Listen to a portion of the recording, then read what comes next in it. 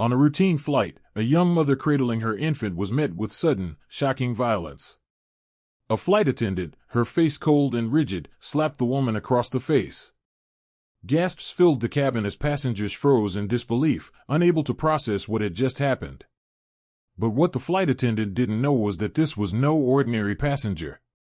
The woman was married to the CEO of the very airline they were flying, a man with the power to change careers with a single call. This one act of aggression would ignite a storm of scandal, justice, and nationwide attention, reshaping lives forever. Amara Monroe had spent her life quietly navigating the spaces between privilege and ordinary existence. Married to Theo Monroe, CEO of Starpulse Airways, she lived amid luxury, influence, and the constant awareness of her husband's public persona. Yet she chose to travel anonymously, to feel the world as an ordinary person, to experience life from the perspective of the everyday passenger. On this particular morning, she boarded Flight 392 from San Francisco to Dallas, with her 8-month-old son, Isaiah, in tow. She had carefully packed Isaiah's essentials, soft blankets, a small bag of toys, and a bottle. She wanted the flight to be calm, a simple journey of mother and child. She had chosen economy class deliberately, wishing to blend into the cabin, to see the airline through unfiltered eyes. As she walked past rows of seats, passengers smiled at the sight of Isaiah, cooing and waving, some discreetly glancing at the woman carrying him. Amara returned their smiles politely, a soft maternal glow illuminating her face.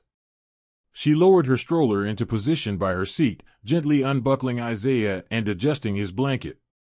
The cabin buzzed with the hum of engines and the soft murmur of passengers settling in. That calm was shattered when a flight attendant approached, her expression hard, her eyes narrowing as she looked at Amara and her infant. Without greeting or acknowledgement, the attendant demanded that the stroller be stored overhead immediately. Amara, keeping her voice soft and even, explained that Isaiah was fussy and that she needed to hold him for comfort. The attendant's face tightened, her jaw rigid, dismissing the plea without hesitation. The tension escalated in seconds. The flight attendant's hand snapped toward the stroller with force, almost toppling it, her fingers jarring against the frame. Amara stepped back instinctively, shielding Isaiah, but the attendant did not relent. In an instant, she slapped Amara across the face. Shock coursed through the cabin as the baby cried, startled by the sudden motion, and Amara clutched him, feeling the sting on her cheek and the rush of humiliation flooding her senses. Passengers looked on, a mixture of horror, confusion, and fear on their faces. Some reached for their phones, hesitant to intervene directly. Others whispered nervously, glancing at the crew for guidance. Amara's mind raced, not with anger, but with the urgency to protect her child.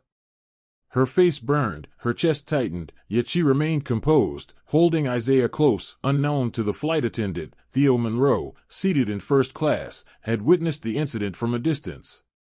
A quick-thinking passenger had noticed the altercation and quietly alerted him via phone. The sight of his wife struck, vulnerable, assaulted, ignited a storm of fury within him. Within minutes, he had contacted the airline's operations center, demanding immediate action. The cabin, now charged with tension, felt unusually heavy. Crew members exchanged nervous glances, aware that the passenger in question was no ordinary traveler but the CEO's wife. Amara, aware of the eyes upon her, focused solely on Isaiah, whispering soft, calming sounds to soothe his cries.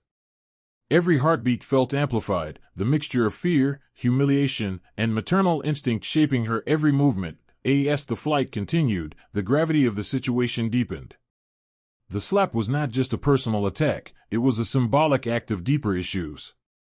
It reflected systemic patterns of bias, of assumptions made about who belonged in which spaces. Amara realized, in that suspended, painful moment, that this single act would expose the undercurrents of discrimination that existed even in institutions that prided themselves on professionalism. By the time the plane touched down, whispers had spread. Some passengers expressed outrage, while others remained silent, reluctant to engage. Amara, exhausted but resolute, descended the aisle with Isaiah held tightly against her chest. Theo, now at the gate, approached with security, his presence commanding immediate attention.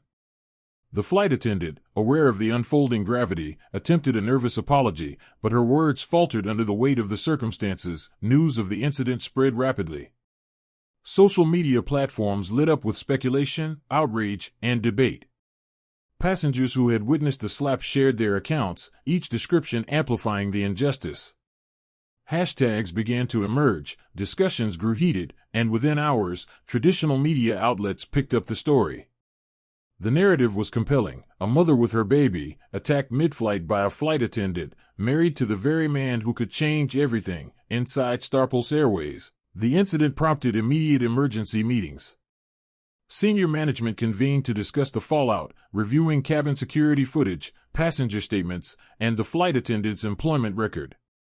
The investigation revealed a troubling pattern. Prior complaints had been lodged against the flight attendant, including instances of racial bias, verbal harassment, and dismissive treatment of passengers of color. Yet these warnings had been insufficiently addressed, allowing the behavior to persist unchecked. Theo Monroe, confronting the reality of the situation, realized that the act was symptomatic of broader systemic flaws. He made a bold, immediate decision: the flight attendant would be removed from duty permanently. But he also knew that this single action, while necessary, was not enough. True change required a broader initiative, targeting the airline's culture, its training, and its accountability mechanisms. Amara, observing the unfolding corporate response, remained contemplative. The humiliation and physical assault could not be undone, but she understood the potential for systemic change. She began speaking publicly, articulating the experiences that passengers of color often endured silently. She highlighted not just her own encounter but the patterns of behavior that normalized such aggression. Her voice resonated with thousands who had experienced similar discrimination, inspiring a wave of confessions, solidarity, and calls for reform. The airline, now under intense scrutiny, faced pressure from advocacy groups, passengers, and shareholders. Media coverage questioned Starpulse's commitment to diversity and accountability. Critics argued that incidents like this, left unaddressed, perpetuated a culture of exclusion and intimidation. Employees were compelled to reflect on the implicit biases that influenced their actions. Training programs were overhauled, policies rewritten, and new oversight mechanisms introduced to ensure fairness, transparency, and respect across all passenger interactions. Passengers, too, became more vigilant. They began documenting incidents, questioning authority, and advocating for equitable treatment. The airline industry, historically resistant to self-scrutiny, was forced into a broader conversation about racial injustice and systemic inequality.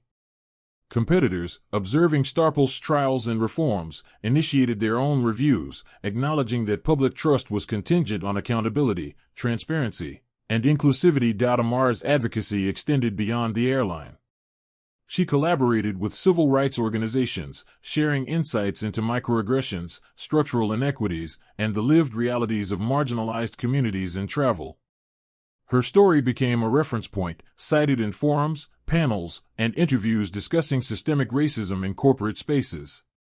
Her calm resolve, coupled with unyielding determination, inspired countless individuals to examine the systems around them and advocate for meaningful reform. Even as the flight attendant faced termination and legal scrutiny, Amara focused on broader objectives. The incident, while personal, was emblematic of wider injustices.